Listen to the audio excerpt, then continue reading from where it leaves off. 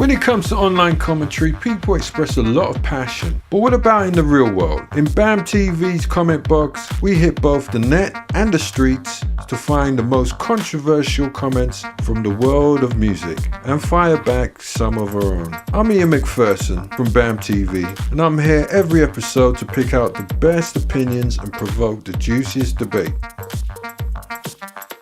And on today's show, we have the editorial director from BAMM.TV, Christopher Davies. Hello. Well, what we're going to talk about today is basically this story which I found on the Rolling Stones website, and it's also on the New York Daily News website. And this story is about a record label representing the now deceased R&B artist Eddie Bo has filed a copyright claim against Jay-Z for allegedly using Bo's 1969 single Hook and Sling Part 1 without permission, of course. According to the New York Daily News, the label Tough America claims the sample appears in Jay-Z's 2009 Grammy-winning single Run This Town, which features Rihanna and one of the song's producers, Kanye West. How do you deal with someone claiming royalties for a sample or a snippet of a... And this is another issue which we'll get into, I'm sure, later in the show. What constitutes a sample? Yes, definitely. What constitutes a sample? I mean... Well, if you look at sort of a dictionary definition here, it's the act. A sample is the act of taking a portion or sample of one sound recording and reusing it as an instrument or a sound recording in a different song or piece. Let's hear what some of the commenters got to say about this story. So here is a comment from Sinkyburb 01. I don't know where they get these usernames from, but anyway, they may be generated, may not be. Anyway, this is what this person says. Dozens of new songs come out each year, along with new singers from reality singing competition shows. There's bound to be a song that sounds somewhat similar to a previous song, or a voice that sounds somewhat sounds like someone's already established. The kids singing the songs today are in their late teens or early 20s, weren't even alive when the stolen music was first performed. Simple maths will show that each year goes by and a new singer will sound like someone from before, or a new song will have a string of notes that were familiar to something earlier. Yes, there are artists who hear something, then steal the idea for themselves, but there are a finite number of notes and a finite number of types of voices, so there's bound to be more overlap as the years go by. You know, they should have a option, to kind of sue, they should have some kind of automatic or fixed royalties. I mean, that's only if they've actually stolen the song.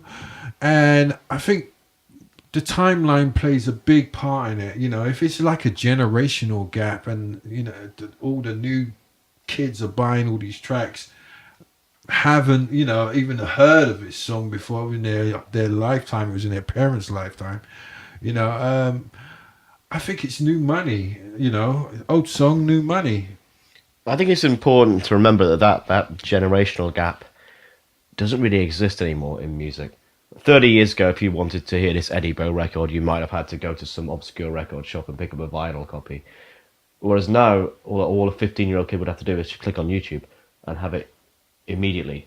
So, I think, this idea that kids weren't born when it was released is a bit redundant, because kids can hear anything from any time period ever at the click of a button now and sort of assimilate all these influences. And also, it's such a sort of legal minefield. Right? 'Cause how can you prove? Let's say I wrote a song that sounds exactly like another song released 8 years ago. I can say to my lawyer, I had never heard that song, it's just coincidence. there's absolutely no way of proving that a song is stolen, or if it just coincidentally sounds like another one. There's a famous it was a letter written to like a music magazine in the 70s by this music professor who was panicking because he thought it was like 1975 or something, and rock and roll had been going for 30 odd years, and he was worried that every song had been done, that pretty soon, according to his calculations, we were going to run out of songs. No, we can laugh at that, but I guess you're right. There are only so many musical notes, only so many combinations you can make, that something's going to sound similar. Okay, so here we are with another comment from this person's name is Eye on the Gravity. That's one word.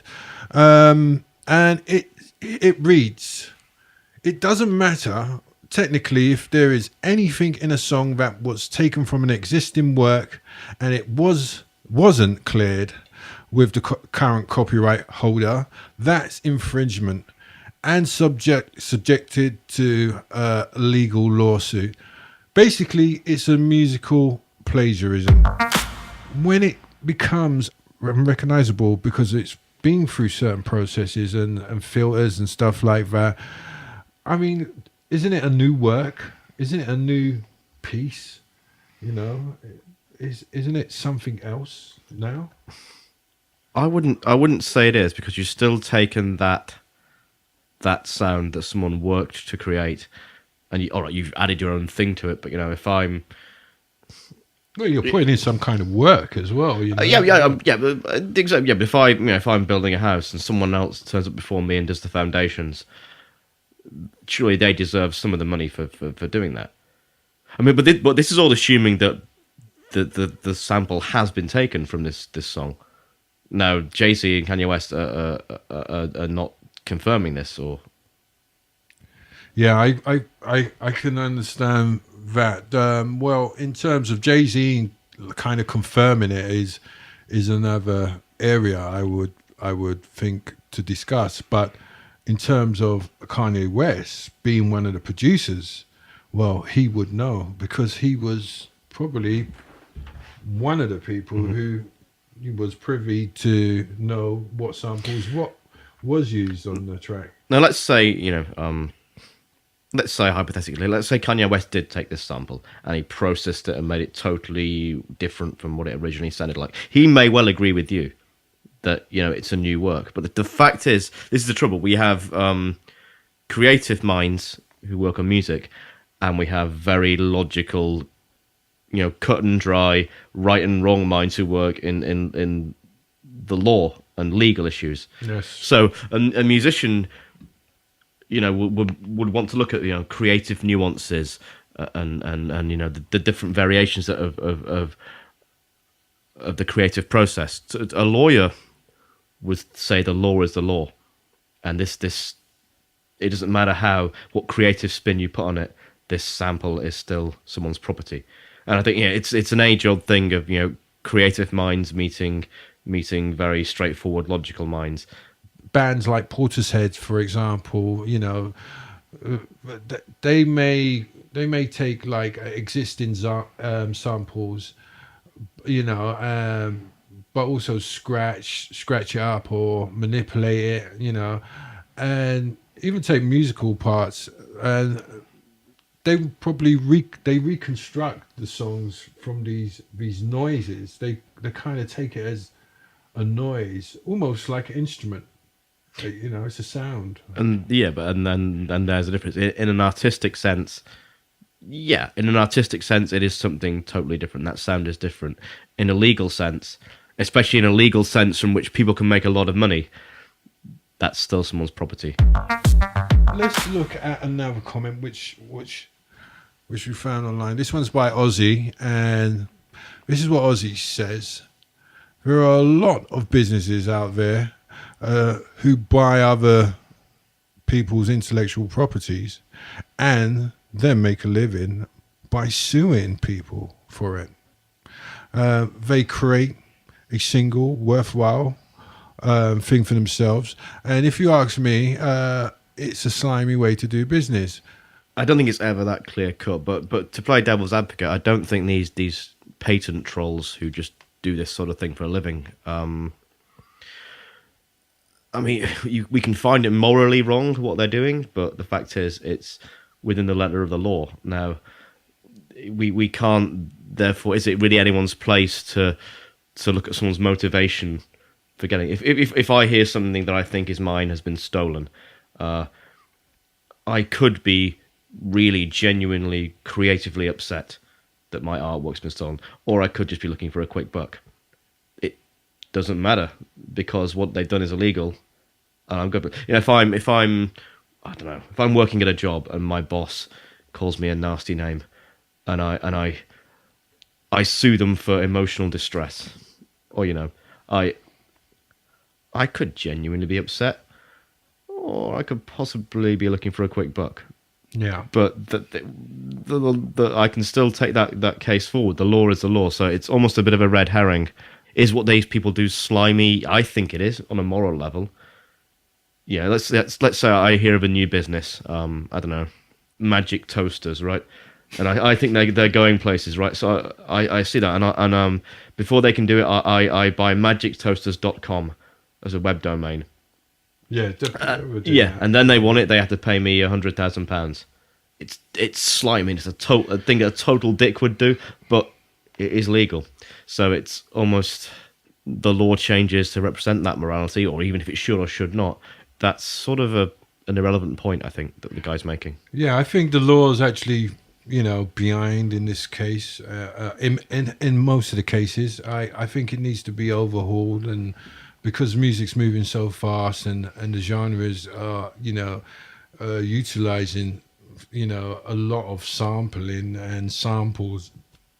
It's actually you have breakbeat kind of as a genre, and that's made up of pure samples, you might as well say. So I think they need to readdress that area in terms of copyright infringement. I don't know how it would be fair and stuff, but I think the best thing to do right now is kind of go onto the streets and ask some of the public, what do they think about this? I mean, is sampling good or bad for songwriters? Well, basically, there's a story which came out in Tough America that claims that Jay-Z sampled a track from 1969 by R&B singer Eddie Bo. I mean, the track what Jay-Z made went kind of big as well, Eddie Bo's track's been dead and buried for a long time, but, his relatives have actually, put a lawsuit against Jay-Z because of the sample, and, they're looking to get money. I mean, what do you think about that? I think sampling a song, I don't think there's so much of a problem with that. In half of my songs I've sampled people and stuff like that.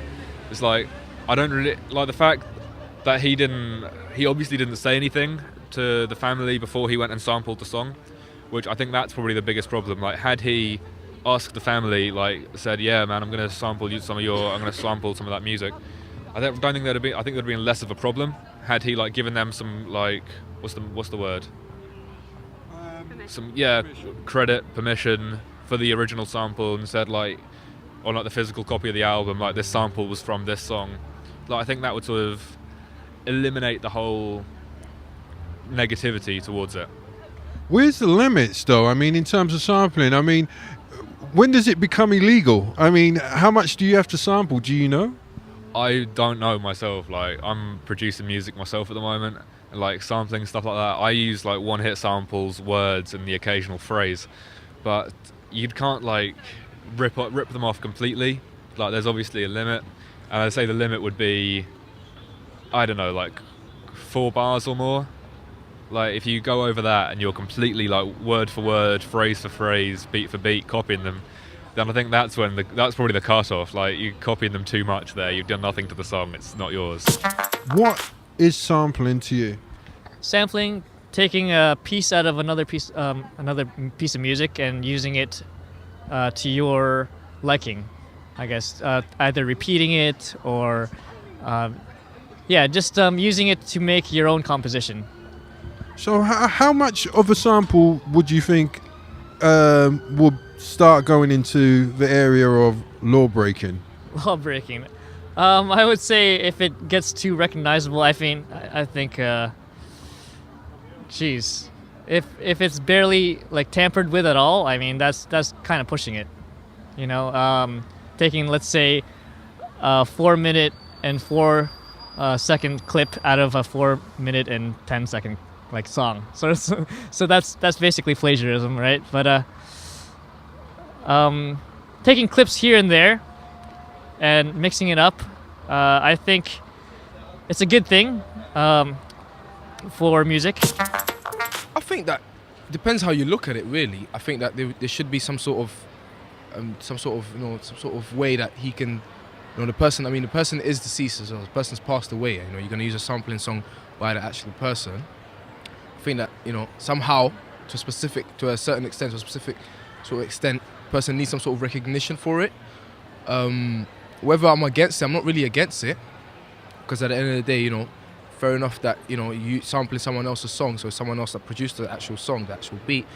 But at the end of the day, you're still showing it out to the world. And if Jay-Z, someone like Jay-Z says this song was sampled by the actual person that produced the song, I think it's cool. I think it's quite good. So, what is a sample? I mean, how long is a sample before it becomes illegal? Do you know? I wouldn't know the accurate answer to that, sir. Unfortunately, I wouldn't know. I mean, we're talking about someone like Jay-Z, which is one of the most influential rappers to ever come out. So we're talking about someone that's quite high up. In terms of sampling, I think it shouldn't be the whole full track. I think there should be some retouches to that sample.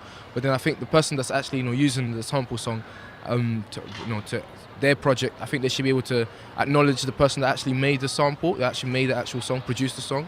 As long as they do that, I think it's normal. I think it's all right. So that's what the people on the street have to say, and to be quite honest, there's no really easy, predictable answer for this problem. So I personally think, well, if you listen to the track, firstly, they don't sound alike at all. But that may not be the point. The point is someone else's works. The problem here with Jay-Z is he's a big name, so he will take the blows on the chin on behalf of the producer, which is one of the producers is Kanye West, who may or may not have known better, but still they took a risk, and this risk cost them. But I mean, you said earlier on, about how this can benefit artists sometimes, and they can get exposure from a sample. Now, let's say there was a court case where I could prove that Jay-Z's sample had benefited an artist through their increased record sales or increased exposure. Now, that should be taken into account, right? In a legal case. It's not something that isn't really. It's not something that's factored into things now. But maybe that should be a mitigating factor, and also the fact there should be different levels of this. If I steal an entire guitar riff from a Guns N' Roses song and pass it off on my own, that's pretty bad. If I take a drum beat or a fraction of a second and process it to something completely different, that is different. It's like if you do 35 in a 30 zone, you get a slap on the wrist. If you do 80 in a 30 zone, you get your license revoked. Yeah, it's maybe that sort of scaling system needs to be brought into sampling. In the future, these actual sounds and these actual musics which have been created will be sampled in the same way the old music from the 1960s, and that includes hip-hop music as well, which uses heavily old samples. So it'd be quite funny, will the hip-hop genre start filing lawsuits against themselves? Like, so what will happen when in 50 years' time someone is suing for a sample of a sample of a sample, it just stretches back. This is what I'm saying. It's such a minefield. So, it's going to be strange how they deal with this within the future. And I think if they don't deal with it now, because they really need to redefine, and kind of class what, reclassify what infringement and intellectual property is. It's something that anyone who's sort of listened to even other episodes of the show will realise is becoming a theme in general, that it's just your creative, evolving music industry versus old-fashioned Laws. Old-fashioned or old-school music industry laws that just don't have a clue anymore. Remember to share your views on Twitter at BAMM.TV #CommentBox or on our Facebook page. Join us next time on Comment Box. Remember, don't keep your opinions to yourself.